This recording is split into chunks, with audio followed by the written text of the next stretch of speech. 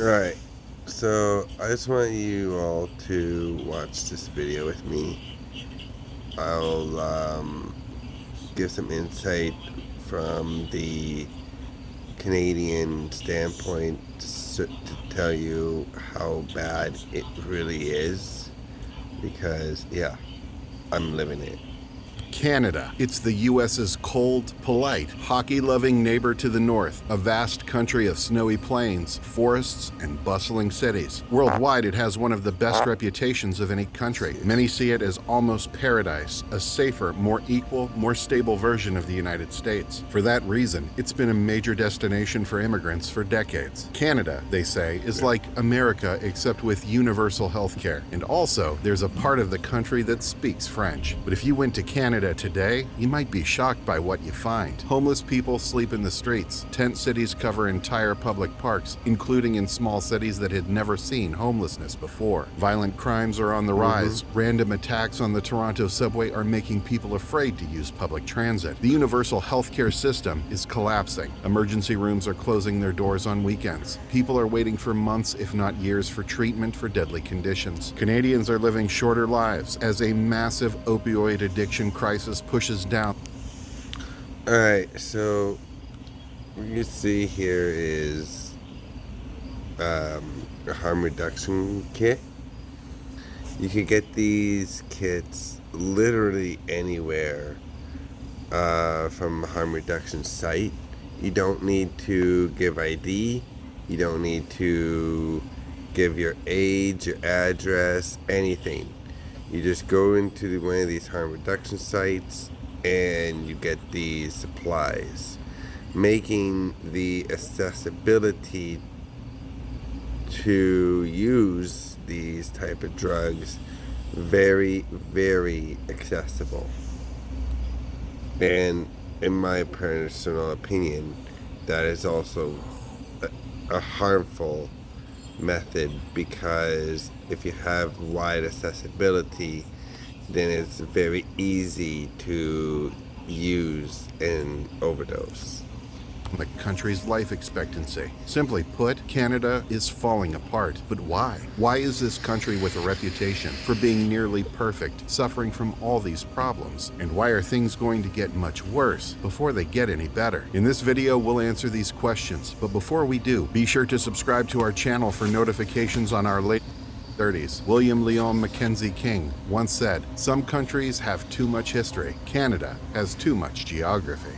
But that geography has always been the heart of Canada's economy. Ever since the region was colonized first by the French and then the British, Canada has had a resource economy. First it was fur, then logging and fishing, and in the 20th century, Canada became a major exporter of oil and hydroelectricity. The oil fields of Alberta and the massive hydro dams of Quebec were the lifeblood of the economy. To be sure, Canada had other industries too. There were factories in the cities, and financial institutions and ad agencies and all the rest. But the core of it all had always been resources. Importantly, Canada has always lived in the giant economic shadow of the United States. Many factories were branch plants of U.S. firms like Ford and General Motors, Heinz and Kraft and Campbell's Soup. But today, something has gone terribly wrong with Canada's economy. Canadians are getting poorer, both relative to other countries and...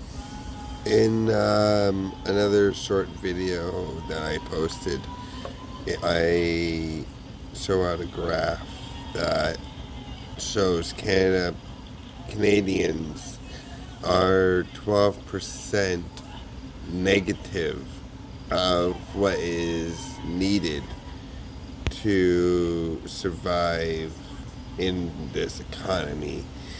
Canadians in this economy need to make $40 an hour and work a total of 100 hours a week to afford basic living.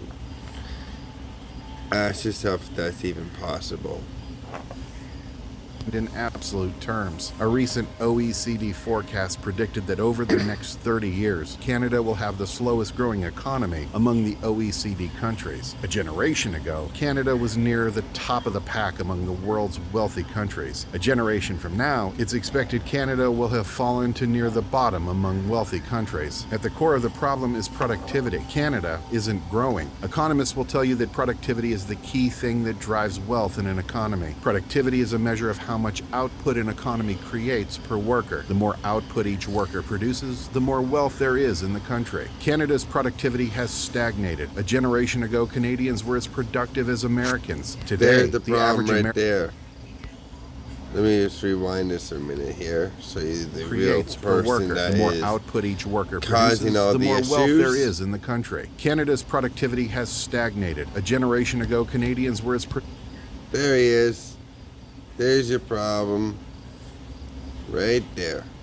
Right here. There's your issue. Okay? But you see, you have another problem too. creates per worker. The more output each worker produces, the more wealth there is in the country. Canada's productivity has stagnated. A generation ago. God damn it. Doug Ford is also a major issue in Canada's productivity has stagnated. A generation ago. Yeah, so he's the problem. I think we all agree. And Doug Ford is the other problem. He likes to think that Canadians need more jobs than affordable housing. He's building houses on the Greenbelt instead of apartments for future generation to afford, to save to afford the house. He's going to the houses first. That makes no sense. Canadians were as productive as Americans. Today, the average American worker is nearly 40% more productive than the average Canadian worker. The result is that Canadians earn less than Americans. The average salary in the U.S. is around $57,000 US, while in Canada, it's less than $44,000 US. So why is this happening? In simplest terms, it's because over the past few decades, Canadians have stopped making things and have instead refocused their economy on buying and selling houses. Canada transformed itself from a resource economy into a Ponzi scheme where people buy and sell homes for increasingly large sums of money. It all began in the global... Thank you. Thank you for exactly proving my point, which is hilarious because if you look at the Canadian Charter of Rights and Freedoms and the Ontario Human Rights Act and the Canadian Human Rights Act and also the International Human Rights Act, it will state that housing is a fundamental human right. So how can you make profit off of a human right? That's like going to your local pub and asking for a glass of water and having to pay $1. Does that make sense to you? Financial crisis of 2008 and 2009. Canada didn't actually have a financial crisis at that time. Its housing market didn't bust out like the US and British housing markets did. Its banks were sound and didn't need bailouts. But when the world's central banks started to drop interest rates to stimulate their economies, Canada's central bank, the Bank of Canada, did the same. It dropped rates to nearly zero. Suddenly, mortgages were extremely cheap to borrow. House prices in Canada began rising dramatically. At that time, 70% of Canadians owned their own homes, and all those people started feeling richer. They also felt invincible. They saw the U.S. housing market go bust, but nothing had happened in Canada. That gave Canadians a sense of immunity from crisis. With this sense of newfound wealth and invincibility, Canadians began speculating on the housing market. House prices in major centers like Toronto and Vancouver grew by double-digit percentages every year. It looked like the beginning of a massive housing bubble, except that bubble never burst. fast. Then in 2014, the next phase of Canada's decline began. Global oil prices collapsed, falling by half in the space of a year. Oil was Canada's biggest, most lucrative export, but with the crash, investment in the oil industry began to shrink. Businesses and the government turned their back on oil, and everyone focused even more on buying and selling houses. The flow of business investment money changed direction, away from Canada's resource economy and into buying and selling housing. Canada's high rate of immigration meant the country always needed more new homes, and money flowed into the construction of new residential real estate. Meanwhile, Canadian households were putting more and more of their wealth into buying homes and less into stock markets and all other investments. The money needed to invest in new businesses began to dry up, even as billions and billions of dollars flowed into the construction and purchase of houses and condos. And that trend never stopped. Recently, the amount of capital flowing into residential real estate in Canada has started to exceed the capital going into business investment. That's right, Canadian households and businesses now put more money into housing than they do into everything else combined. This is a totally imbalanced economy, and it starts... Which is hilarious because I go back to my previous statement. Housing is a fundamental human right. To have a very negative effect on the country. With so little business investment, Canada is barely creating any new businesses, and what new businesses there are usually bought up by U.S. Which is because rent for these businesses are at a ridiculous amount of pricing.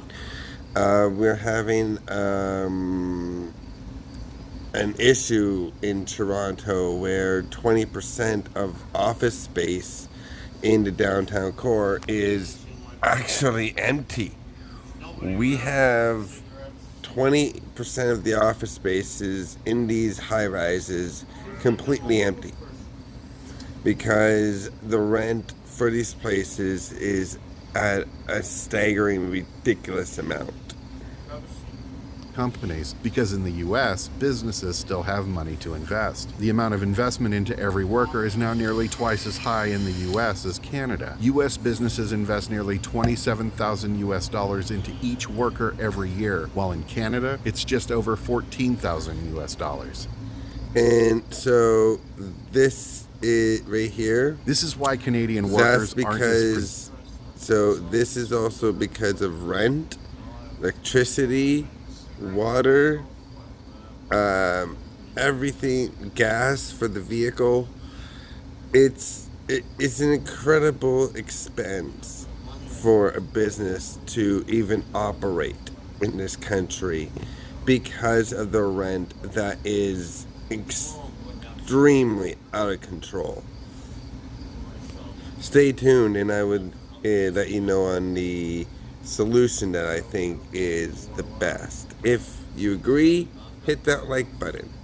Productive as American ones. They aren't getting access to the kind of resources their American counterparts are getting. They work with older equipment, older computers, worse software, older factory machines, and so on. And so they produce less. And so Canadians are falling behind. But just as importantly, because companies are more focused on having to pay for the rent, pay for the utilities of the building, than actually having to pay and care for what the workers need to do the job efficiently. if not more, is the fact that just as money has shifted towards housing and away from everything else, housing has become incredibly unaffordable. Between 2010 and today, the average house price in Canada tripled, and that happened even as Canadians' earnings stagnated. While this run-up in house prices has been great for current homeowners, it's been a disaster for young people trying to break into the housing market, and the situation has gotten much worse since the COVID-19 pandemic. During the pandemic, once again, the Bank of Canada dropped interest rates to zero, and Canadians began borrowing to buy houses faster than ever. Between 2020 and 2022, house prices in Canada soared by 50%. Then inflation came along, like it did in many other countries, and the Bank of Canada did what other central banks around the world did. It started raising interest rates. This has had a nasty effect on Canada's housing market. Unlike in the US, where you can get a mortgage for 30 years, which also sent the rental market through the proverbial roof. You could look up on Kijiji right now if you want to see an average rate of rent for a one-bedroom apartment in Toronto, and you would not be able to afford it yourself. You would need at least 3 people with you. Go ahead, look.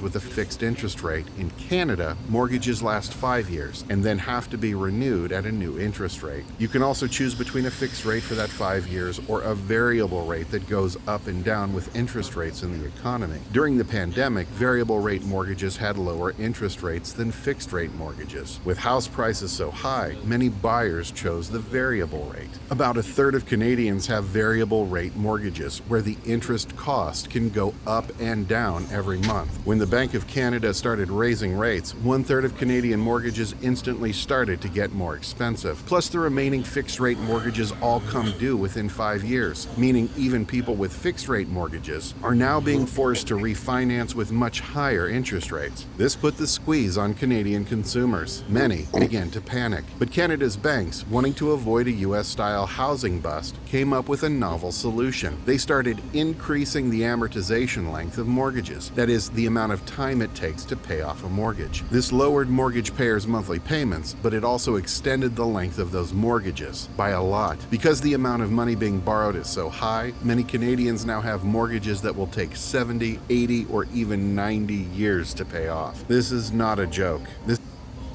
So now it would mean you're never paying off that mortgage. Ever. Like, you'll be dead before you're able to pay off the mortgage here in Canada. Thank you, Justin.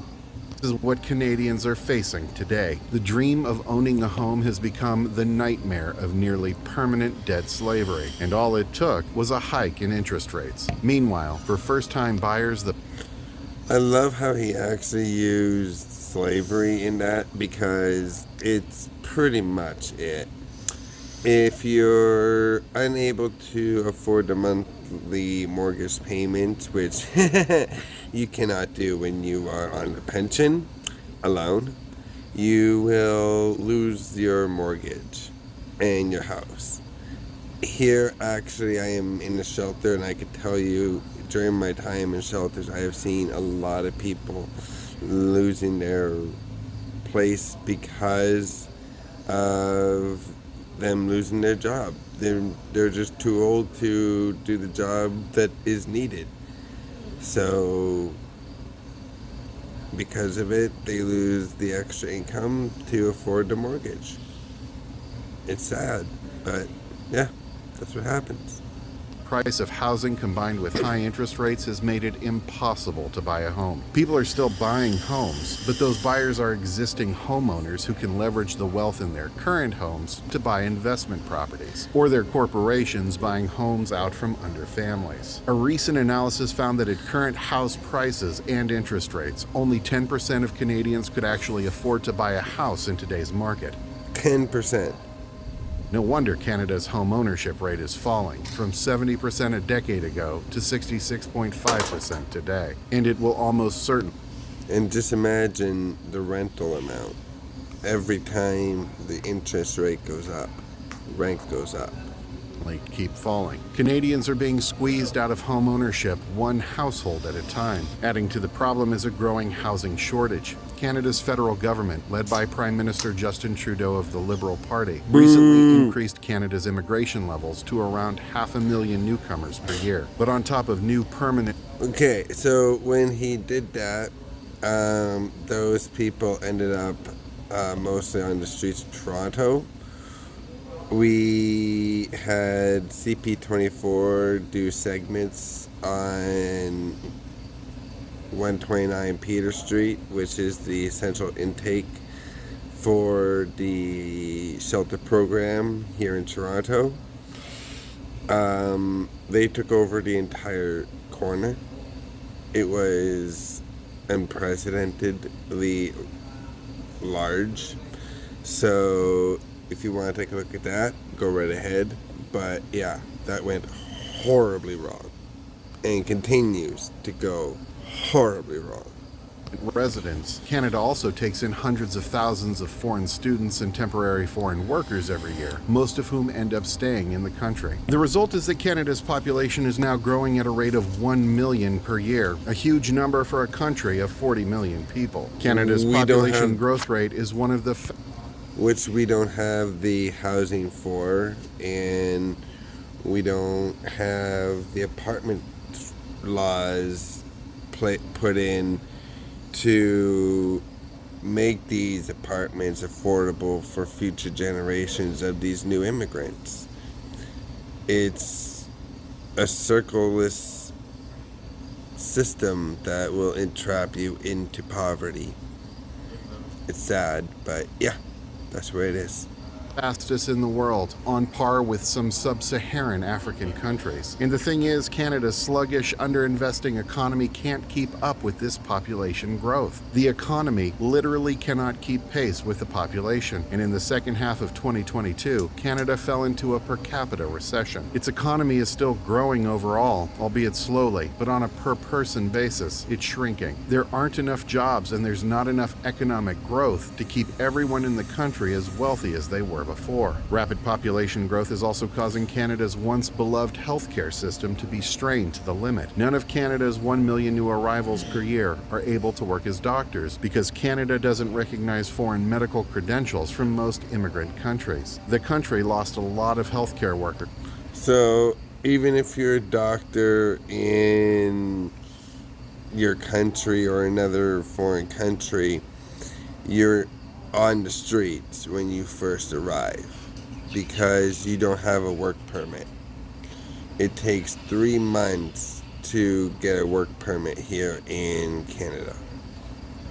During the pandemic. Many of them quit due to stress or because they disagreed with the vaccine mandates that the government-run healthcare systems imposed. And today, the healthcare system is gaining almost no new workers, even as the population explodes. Equally bad is that Canada doesn't have the construction workers to increase the housing supply to keep up with the population growth. Canada is able to build about 200,000 new homes per year, maybe 240,000 if construction companies go all out, but that's nowhere near enough to house 1 million new residents per year. And economists say there aren't enough construction workers to build more than that. A recent report from Canada's mortgage insurer estimated that the country needs to build 5.8 million new homes in the next 7 years.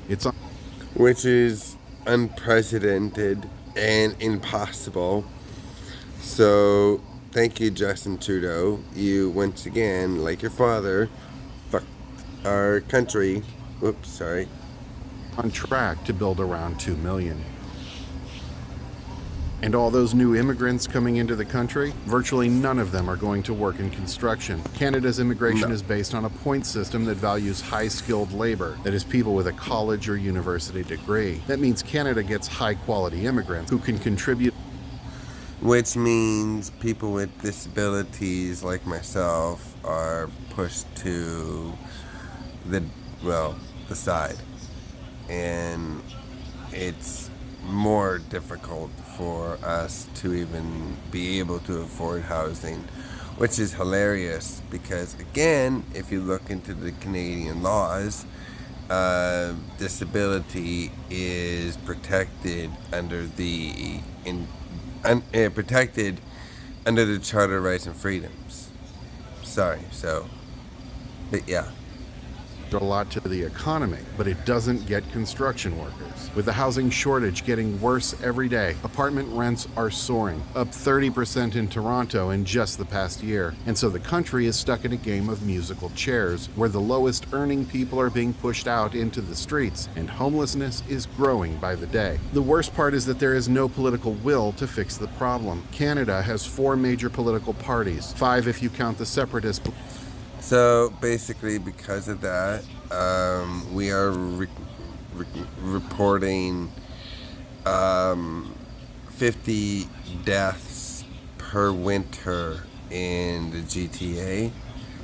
I don't even know about the summer, but I'm hoping it's lower because of the warmer temperatures.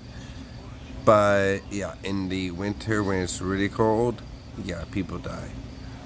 Quebecois, and none of them have any plan to seriously increase the supply of housing. That's because at this point, with the cost of land and construction so high, they can see that the government doesn't have the money to fix this problem. It would take hundreds of billions of dollars of borrowed money to build those 5.5 million homes, and at today's interest rates, the government can't afford it. Not to mention, doing something about housing affordability means house prices would come down, and no politician wants to alienate the 2/3 of Canadians who still own a home and are happy with their massive equity gains. At the same time, none of the political parties are willing to cut the immigration rate. Anytime a politician suggests lowering immigration levels, they're accused of being racist and xenophobic. This is despite the fact that a majority of Canadians.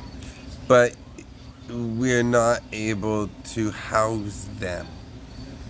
We don't have the legal structure yet to bring them in because we don't even accept their educational credentials. Including immigrants, think the government's new immigration levels are too high. In other words, Canada's political leadership is as stagnant and out of ideas as its business community. In the coming years, we can expect to see Canadians dying of preventable diseases, families being forced to live in the streets, and politicians who simply turn their head and pretend the problem doesn't exist. Sadly, Canada's crisis will have to get much worse before the country realizes it has to take action. And if you're thinking of emigrating to Canada, we have 3 words for you. Don't do it. If you like this video, hit the like button. The U.S. just dodged a bullet. Congress and President Joe Biden. So, yeah, as I said, thank you for watching till the end. But the only way that I could see that we are able to save this country is by implementing a law to put the rental units at $1 per square foot, so therefore we are able to afford the apartments and save money to buy the houses. If you agree, hit the subscribe button. Till next time, Cop Watch out.